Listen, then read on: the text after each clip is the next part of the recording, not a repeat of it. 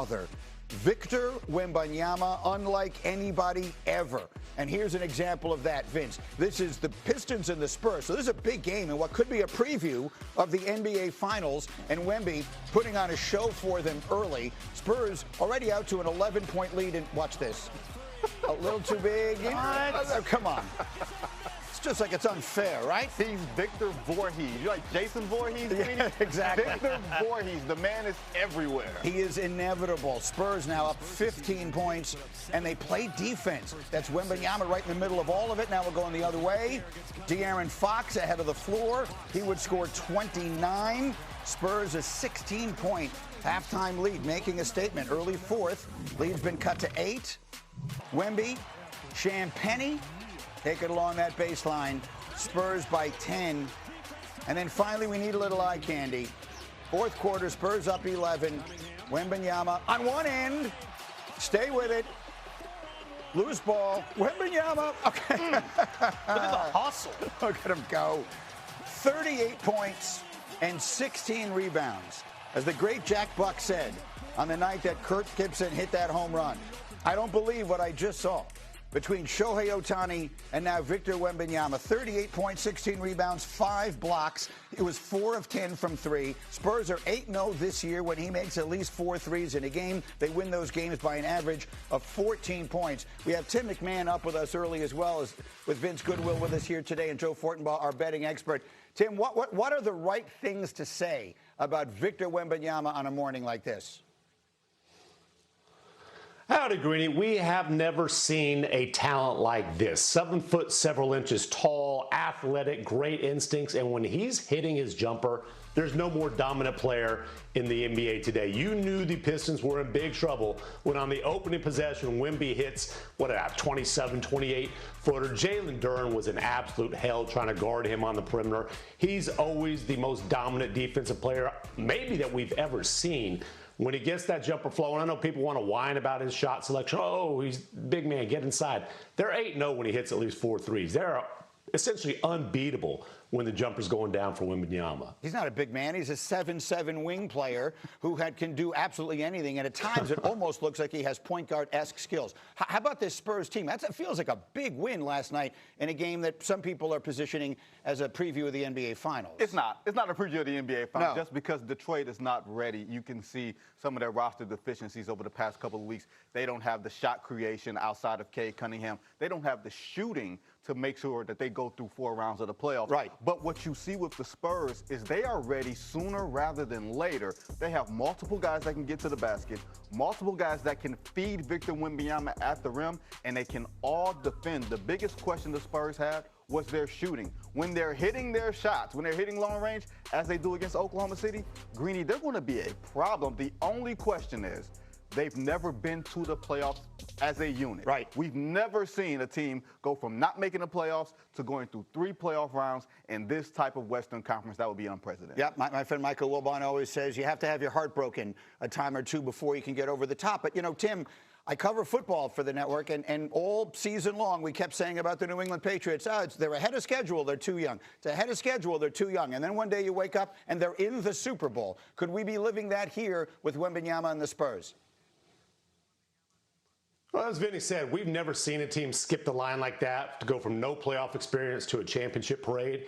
We've also never seen anything like Victor Wembanyama. So, you know, our buddy Brian Windhorst likes to say you cannot put a ceiling on Wemby because he will only hit his head on it. I will not rule out anything. And I'll tell you this, the defending champs, the Oklahoma City Thunder, we know the Spurs have no fear of them.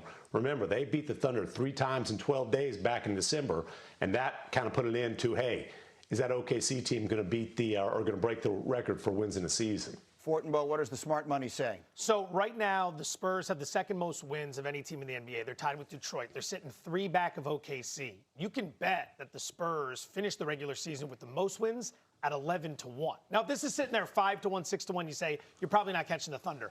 11-1, that's worth the bet. Rest of the way out, San Antonio has the 11th easiest schedule in the NBA. Only 3 back-to-backs, and those second-half back-to-backs come 2 against the Clippers and 1 against Sacramento. They can handle it. Thunder, second toughest schedule the rest of the way. At 11-1, I like that price. Okay, I like it. Stay close by. Vince and Tim, we have a lot to get to this morning with the return of Jason Tatum. Debut as a Mainer in TD Garden. That ticket is going to be a tough ticket. It's going to be a tough ticket. Yeah, a little history in Boston. Hey, Boston, no stranger to history. How about Los Angeles? Same deal with LeBron James in the Laker uniform. Comes into the league in 2003. It leads to last night. What record hasn't he accomplished when it comes to scoring? How about this one? 3 more field goals away from passing Kareem Abdul-Jabbar for the most in NBA history, and he would get it last night on this shot, no less. A shot that he said he's worked on since his Miami days, adding to his bag, a little fadeaway, and he got just enough space to do it.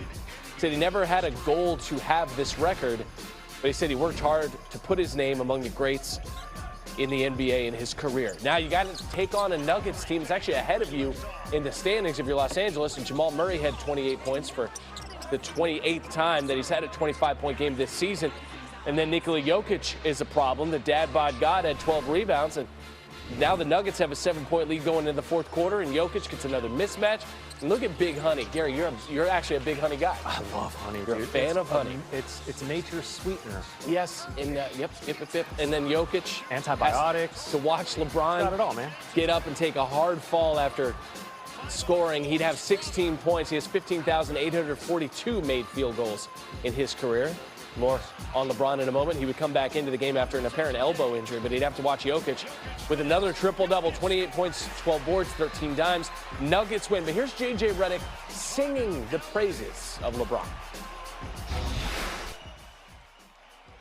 3 years. Still remarkable how dynamic he is in transition. And I thought, the plays in the second half where he was able to catch it in the pocket and find Jackson. He had some spray out, paint touch threes that were generated from him getting in the paint. So he's just a phenomenal basketball player. Redick would akin him to Bruce Springsteen. Said he has one heck of a catalog. LeBron, 2003, a rookie. Kareem Abdul-Jabbar, at that point owning the records for points, minutes, field goals, all-star appearances, and all NBA selections. You fast forward 22 years later, it's King James at the top of the table for all of those records. The big question all season long for the Boston Celtics is when and if they are going to see Jason Tatum. If they got Jason Tatum back, it would potentially change the balance of power in the whole league. Got my groove back. Anybody in my way, move back. We walk in like, who's that? I always got my cruise back. I'm smooth, Jay, got my groove back. The Celtics were already having a fantastic season. Now Jason Tatum is back less than 10 months after rupturing his right Achilles against the Knicks in the playoffs. Tatum expected to make his return to the court tonight at home against the Mavericks. That from our Shams Charania. Tatum going to be on a minutes restriction as the Celtics ramp up his workload over the last 20 regular season games. The Celtics currently second in the Eastern Conference as senior NBA writer Vincent Goodwill joins the program. Vince, good morning to you. What are people around the league saying about Tatum's return?